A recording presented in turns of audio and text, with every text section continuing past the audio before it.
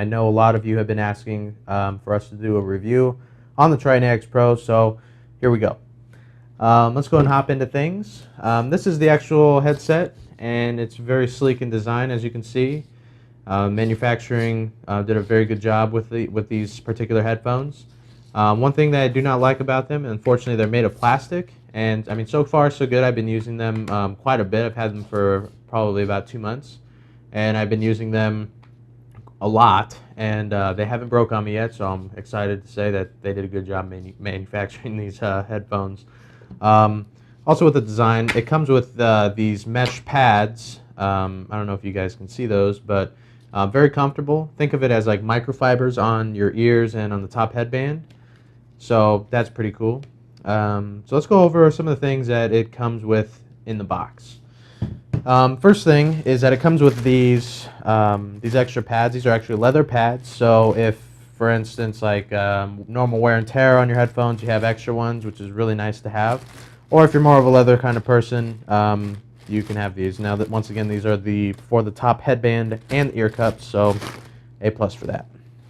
Now this little device that you see here is called, they call it the audio decoder. And it's got your optical plug, your USB for like your PlayStation, your normal PC connection, two jacks for the actual headphones. So like let's say you're having a LAN or whatever you're split screening, you can actually plug 2 AX Pros into the audio decoder, which is awesome, pretty much.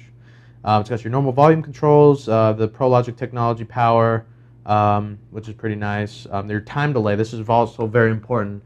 I noticed like on a lot of these new digital headphones that basically like there's some lag. Like let's say you're playing, I don't know, like Call of Duty or something like that, and you shoot a gun, and it takes a second for the sound to get there. You can switch this either CRT or just like your normal surround sound. So that's pretty awesome. Now, unfortunately, this thing, it doesn't require power, obviously, to do all these magical things. And that's one of the downfalls of the Tritton AX Pros, because the actual headset itself needs an additional power alongside of this. So that's kind of like a little bit too much. But we'll talk a little bit about that in a moment. So what else comes in the box? Well, extra pads. You got your device. Comes with a USB cable for like plugging into, like I said, PlayStation. It also comes with an optical cable, so you don't have to go buy one of those. It's pretty nice that they included that as well. It also comes with this sweet poster. I thought I'd show this to everybody because that's why I bought the headphones. No, I'm just kidding. No, it's also really cool. It's got the instructions on the back, so whatever. Now let's talk a little bit about the headphones themselves. As you can see, it has a microphone, but this microphone is a swivel boom removable microphone. That was an awesome name for it. I think I'm going to patent that name or trademark that name. Swivel boom. Anyways, yeah, to me this is really important, because if I'm just like jamming to music or something like that, I don't have to have a mic sitting in front of my face the whole time, which is really nice. Also, if I'm at like a tournament or something like that, I don't need a microphone. I can just use my headphones. Excuse me. And so that's kind of important to me, and I'm glad that they went with that road. You can also take these plates off. I'm not going to do so because I almost broke these, but you can take them off, and you can order like the custom face plates and things like that. These are LED lit. I don't know if you guys can see that, but yeah, just another cool feature. Let's go ahead and talk a little bit about, let me move this stuff quick. This is the control right here, and this is where you control your audio. And what's really cool about the Tritton AX Pros is that you can actually control the front, the rear, the center, and the sub. So, like for instance, I'm more of a first-person shooter kind of player, and if I'm in a tournament, I'm playing like let's say I'm playing an Unreal tournament, and so it's a fast-paced game. I'm moving really, really fast around the map, but I'm also wanting to hear the spawns, like where everybody's at and everything. So I don't want the sub to be up too loud. I can just press the sub button, see how it's only lit, and then I can just turn it down. And if you're just like in the middle of the game, you want to know what you're using or what sound level you're at. It's color coded, red being the max, cyan, white, blue, and then green as the minimum.